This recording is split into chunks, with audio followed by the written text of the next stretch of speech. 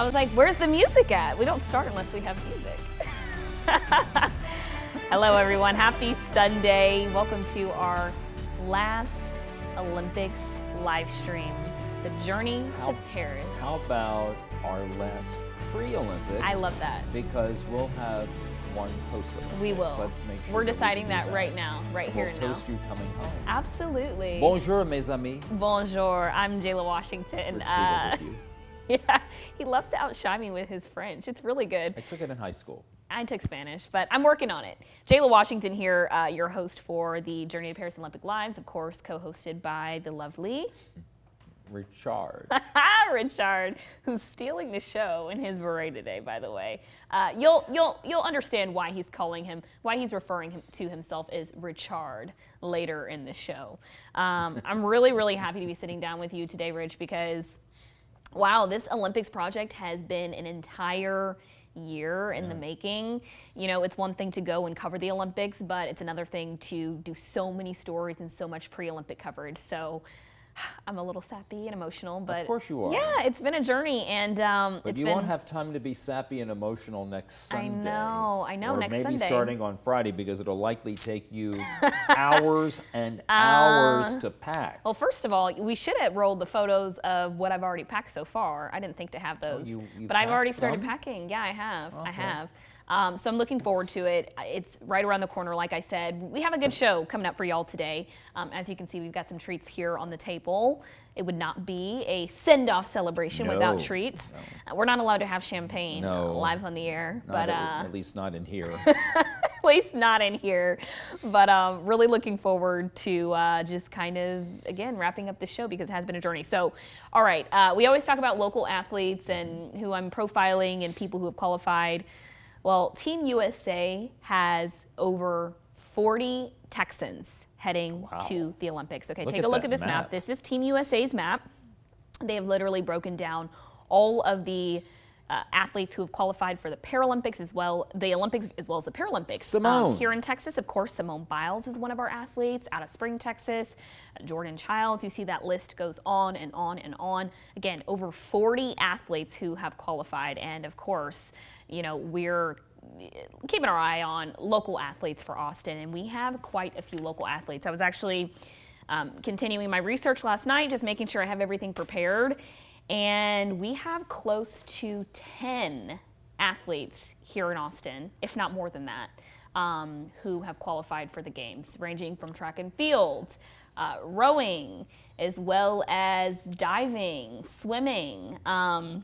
And these are people who, of course, have ties to Texas, whether or not they were born here, grew up here, or have ties to Texas through just their university. Like Leo. Like Leo Neugebauer. We love Leo Neugebauer. He's a crowd favorite. He is the UT track and field athlete who we'll show you more of him later. But he's the UT track and field athlete who, of course, qualified. So over the course of these live streams, and again this year doing these Olympic stories with all of these athletes who are trying to qualify or have qualified, most of the athletes who I featured actually did qualify. How incredible is that? That's wonderful. We're going to pull up some video here behind us just to kind of show you guys a little bit. Jayla, the good luck charm. Oh, am I? I've been known to be a good luck charm a time or two. Joshua Edwards, he's one of the athletes who I featured. You guys might remember. He's the boxer out of Houston, Texas. Of course, again, lots of UT swimmers and divers. That's Allison Gibson.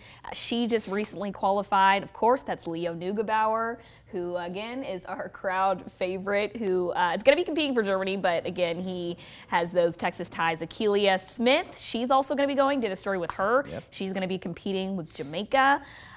Competing for Jamaica, rather. And here are Texas girlies, the girls at WCC, that is Simone Biles' gym in Spring, Texas, just outside of Houston.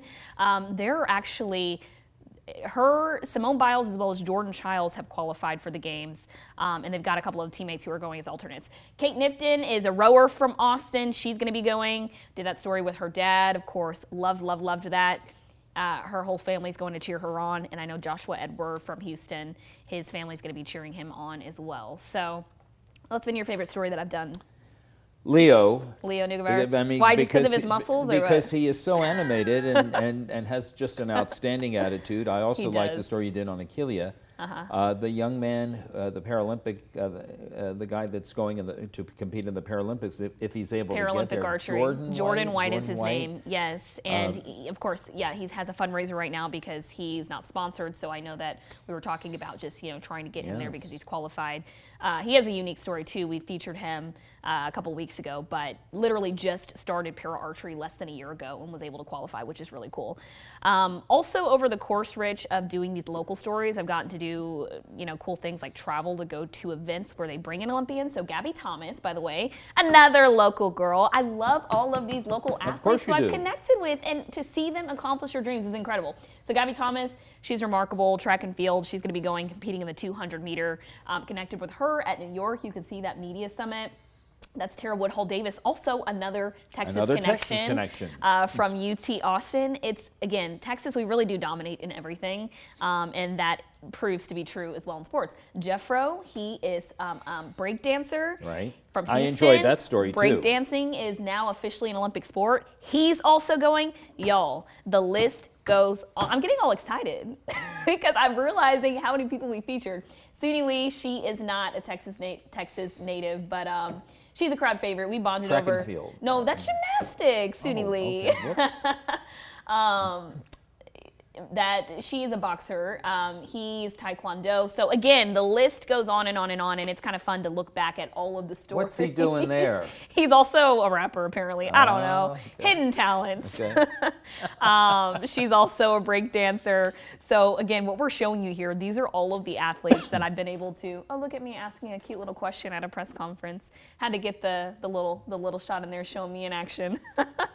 Anyways, it's just kind of fun to look back at all of these athletes who I've been able to connect with and feature local, national. Yeah. So it's been really, really cool. I know you said, again, you really liked that breakdancing story too. I did, because it's, it's a new sport. That's the only thing we didn't get to do on this live stream. You and I didn't get to breakdance. I would have broke my knee is what I would have done. I like my hips just the way they are. Oh my goodness, who are you telling? Me and you both. I woke up this morning and my ankle. I was like, what did I do last night? My ankle was.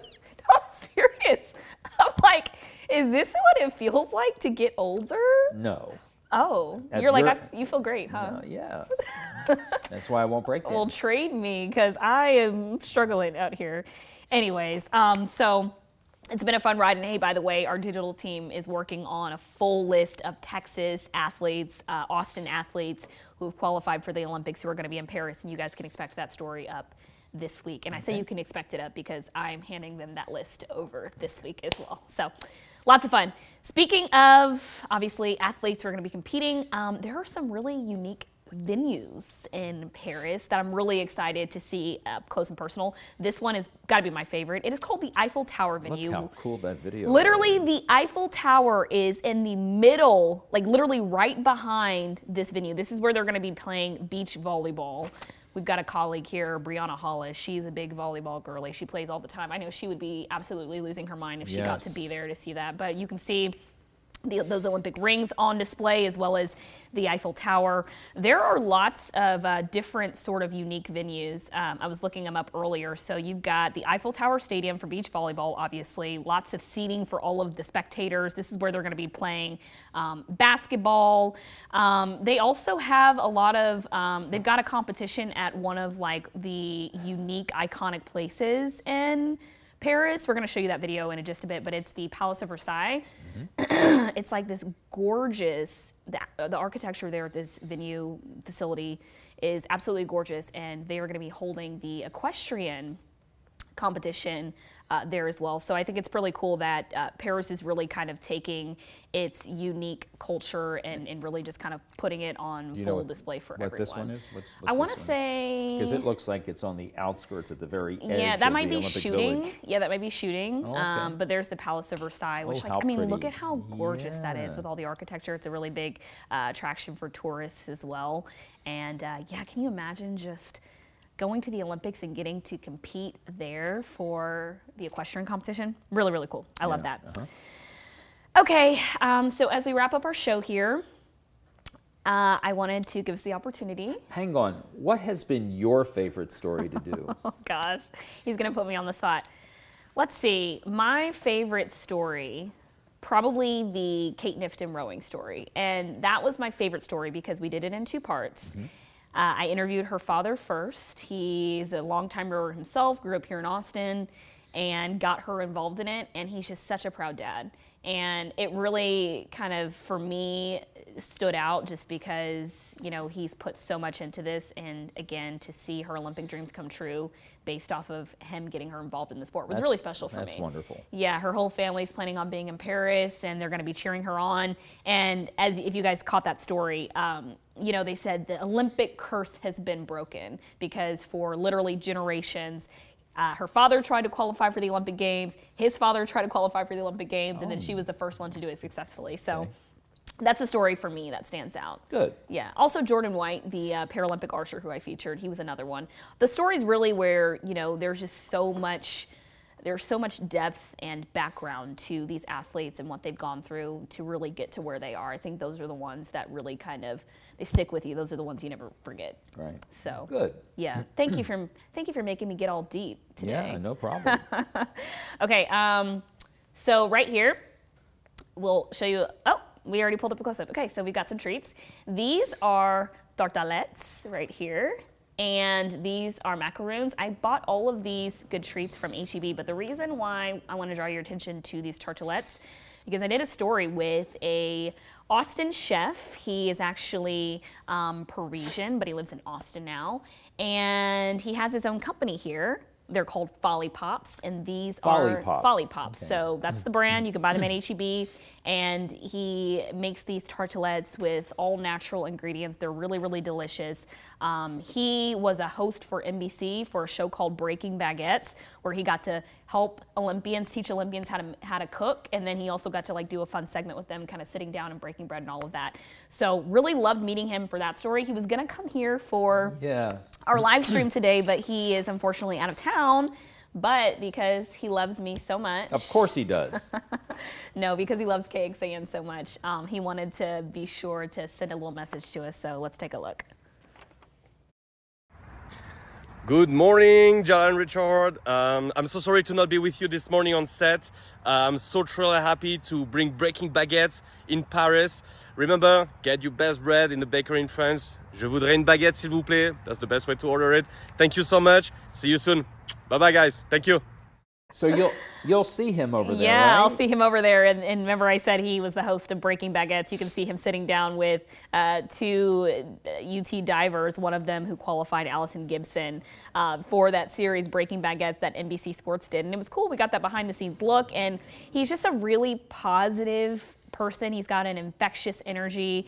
And yeah, he is going to be there in Paris actually doing some more with NBC Sports. So it'll be cool to see him there. And by the way, my parents are also going to be in Paris when I'm there. My mom's like, oh, we're coming to support you. I think she just wanted an excuse to go to Paris. She said she's coming to support me. Then she told my dad they're going for his birthday. I'm like, what, girl, which one is it? So when we're there, I'm hoping I'm able to do a fun little taste testing session with Chef Kevin DeAndrea and my parents, maybe since, you know, he's from there and he can show us the Parisian way. Okay. So shall we try some of these treats? Okay, if we can zoom in real quick, I want to show you guys my favorite flavor. If we have, oh, we don't have the tight shot anymore. It's okay. Okay, so I really like these. These are the raspberry tartelettes, and we're gonna save treats for everybody. Okay, ready? Cheers. Treats. All right, all right.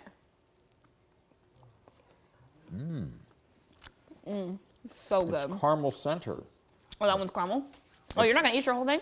Let me eat mine. I will, but I'm not going to eat it all at one time. Oh, you have manners. I don't. I'm like, I'm going to eat all of this. Also, Rich, before we go, I just want to give a major shout out to our team. Hey, David, can you come over here? Come over here, David. He doesn't want to be on camera. All right, well, that's too bad. David, come. So David is our floor director. Our director, Stephanie, who's in the back, can't come. This is our lovely David. Hi, David. Say hi. He is doing all of the fantastic camera work. Do you want a treat? I'll take one. Yeah, please take one. He is here with our team, really making sure. Thank you, David. He's making sure that all of the, oh, but he doesn't like the camera, huh? I love it. He's making sure that we have all of these creative angles. He's making sure that everything is where it needs to be. Stephanie, our director, who is talking in our ear right now, she's in the control room, literally came in on her day off. Literally came in on her day off. She doesn't even work weekends anymore. She's here for our last show. And what is really special about David and Stephanie and our entire crew here, we literally built this show from scratch. Like, we didn't have any like plan, any direction, nothing like that. And I think it's really a testament to just the amazing people who we work with here at KXAN for using this as an opportunity to just have some fun, be creative, and try new things. So Lauren Ryan, our photographer and editor who edits all of the video. Aaron Leffenfeld also, who's our weekday editor. He's also been responsible for editing a lot of video. And as I talk here now, Stephanie is still directing us, telling us which cameras to look at. Like, we really have a lot of people looking out for us. Taylor Gertman, as well as Juliana Rush. Our digital. They are, yes, a part of our digital team. They're the ones who literally get this live stream out to you guys. You know, it looks seamless, I think, when you see it on the other side of the screen, but there's a lot that goes into it, especially when you're doing an unscripted show like this. Thank you, all of you. Yes, thank you, thank you, thank you. So you're leaving on Sunday, the 21st. No, yeah, next Sunday, and you'll get there. Are you going to watch your daughter? Rosie? No. So you're leaving on the 21st. You'll get there on the 22nd, and you'll start reporting. Really, that week? Okay. And then the games start the 26th. Opening ceremony, 26th. 26th, and the games start the next day, 27th. And technically, the games start before opening ceremony. Yeah, some of them do. They have like soccer matches and stuff that are happening. But yeah, we'll be there reporting through the entirety. My gosh, I should have waited to eat that because now my mouth is so dry. Yeah. Anyways, but yeah, we'll be there in the entirety of the games reporting through August. So, programming note, we will not have really hardly any weekend morning newscasts while I'm gone. We won't have any Saturdays, and starting next Sunday, we don't have any Sundays, I guess, for three weeks, 3 weeks or so. We don't even know when we're back on the air again. But you know what? We're gonna figure it out. We're gonna have fun. Can I borrow your beret? I feel like I need to. It looks so good. It looks so good on you. But Rich, and you know what? I think everybody else. Oh yeah, this. Now see, that does look better on you. Although the pink one that I got for you looks much better. I know, Rich did give me a pink beret. It would match your skirt. It would. It's okay. I'm gonna bring it with me in Paris. I hear it's a little chilly over there. But while we're thanking everyone, I also want to give a special thanks to you because our news director Haley. No, truly, Rich. You know, you're literally like my other half, my better half. And our news director Haley, when she asked me to do this, she was like, can't think of a better person for you to do this with than Rich Siegel because you're just so good with the flow. You're so fun. Like, it's just been great working with you. So anyways. You've done some excellent work. Thank you. You've talked, you've showcased people that, our audience has never known of before. Now they do, and there'll be more to come. There will be more to come. Have a wonderful time. Thank you, Rich. All right, we're going to wrap it up. We're getting long-winded, sitting here basically having therapy in front of however many people are watching this.